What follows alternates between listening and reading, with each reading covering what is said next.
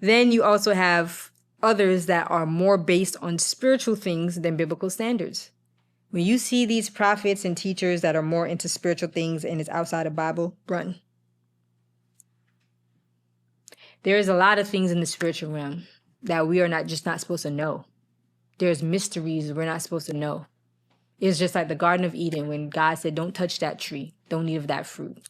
There's just some things we should not know because we don't have the capacity as human earthly vessels to handle what is really in the spiritual realm.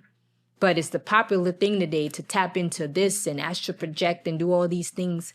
And you don't even know what you're doing. You playing with fire and don't even know it because you think you in control. One thing about the kingdom of darkness, you're never in control. If you ever have dreams and you get a dream that's from the devil, because just know also too, every dream ain't from God. So let's make sure we know that too, because if you have dreams and you think every dream is from God and you go out there and you connect with somebody or do something because you think it's God, be careful. Again, test every spirit, even in your dream. But if you ever have dreams and you know a dream that comes from the enemy, one thing he does is bombard you a lot for agreements.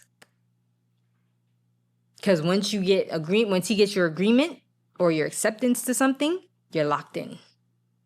So now he has access because you gave him access. Remember, the devil can't get access without your participation.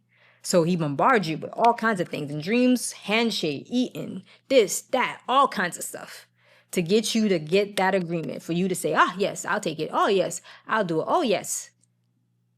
So in the natural, that's what you get. So when you see certain prophets, even when you see prophecies play out and you see them ask you a question and they ask you to agree, that's agreement because they want that access. So now when you agreed on that one layer, all right, now we go into layer 2.